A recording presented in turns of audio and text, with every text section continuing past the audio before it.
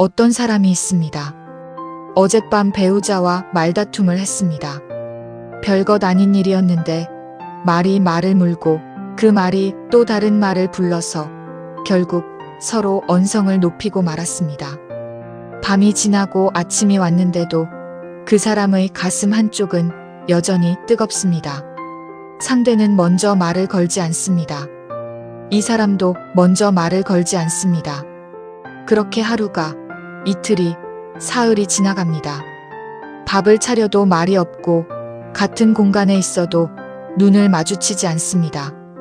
이 침묵이 마치 자존심을 지키는 일처럼 느껴집니다. 내가 먼저 말을 걸면 내가 지는 것 같습니다. 내가 먼저 미안하다고 하면 내 잘못을 다 인정하는 것 같습니다. 그래서 버팁니다. 화를 계속 품고 있습니다.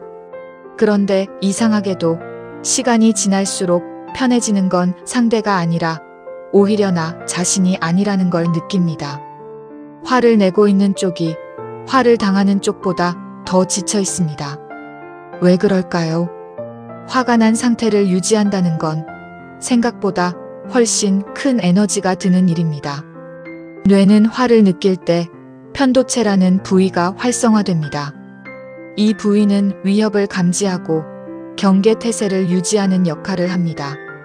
문제는 화를 계속 품고 있으면 이 경계 태세가 꺼지지 않는다는 겁니다. 상대와 한 공간에 있는 매 순간 뇌는 계속 방어 모드를 켜둔 채로 버팁니다.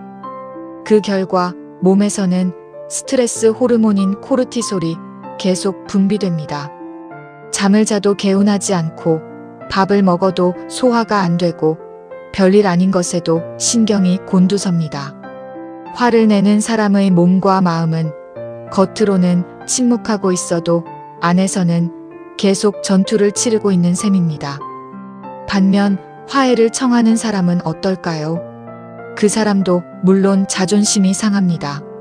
먼저 말을 건네는 그 순간까지 수많은 망설임을 거칩니다. 하지만 일단 손을 내밀고 나면 그 다음부터는 뇌가 더 이상 경계할 필요가 없어집니다. 몸도 마음도 그제야 쉴 수 있는 상태로 돌아갑니다. 그러니까 사실은 먼저 화해를 청하는 게 지는 게 아닙니다. 오히려 나를 그 소모전에서 먼저 꺼내주는 일입니다. 주변을 둘러보면 결혼 20년이 넘도록 이런 패턴을 반복하는 부부를 종종 볼 수 있습니다. 한쪽은 늘 이렇게 말합니다. 내가 먼저 사과하면 그 사람이 그걸 당연하게 여길 거라고요. 그래서 절대 먼저 말을 걸지 않습니다. 짧으면 이틀, 길면 일주일까지 냉전이 이어집니다. 그 일주일 동안 마음이 편했는지 스스로에게 물어보면 대답은 대체로 비슷합니다.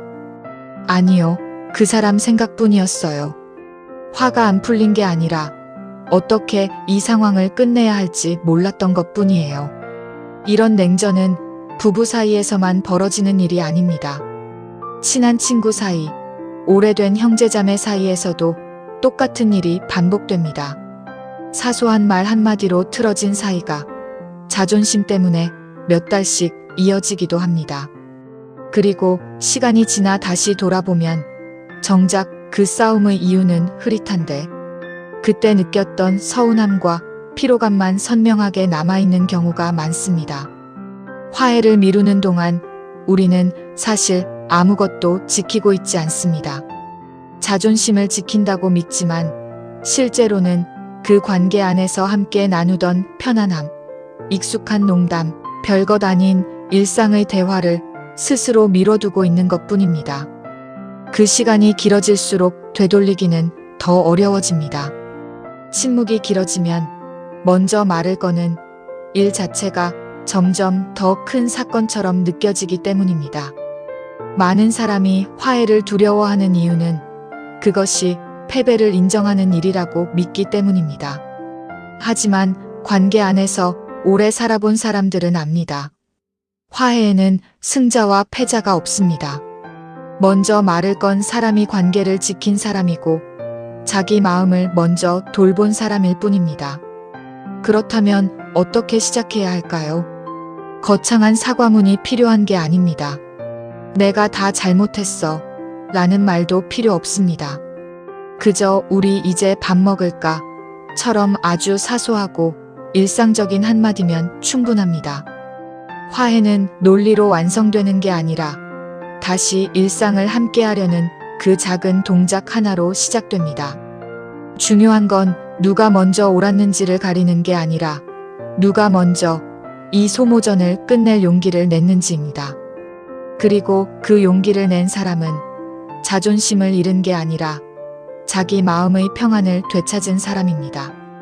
먼저 손을 내미는 그 짧은 순간에는 분명 용기가 필요합니다. 하지만 그 한마디를 건네고 나면 신기하게도 그동안 무겁게 짓누르던 긴장이 스르르 풀리는 걸 느끼게 됩니다.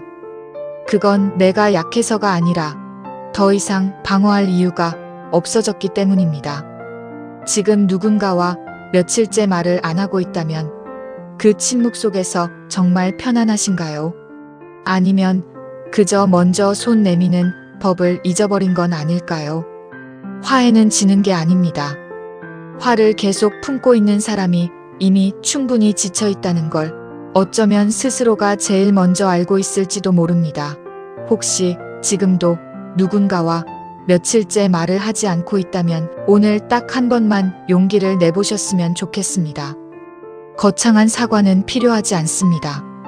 그저 이렇게 말해보세요. 내가 그렇게 말해서 미안해. 내가 너무 감정적으로 말했던 것 같아. 처음 한마디는 어렵습니다. 하지만 그 한마디를 꺼내는 순간 얼어붙어 있던 마음도 조금씩 녹기 시작합니다. 화해는 누군가에게 지는 일이 아닙니다. 관계를 살리고 무엇보다 내 마음을 살리는 일입니다. 오늘은 자존심보다 소중한 사람을 먼저 선택해 보세요. 그 작은 용기가 오랫동안 닫혀있던 마음의 문을 다시 열어줄지도 모릅니다.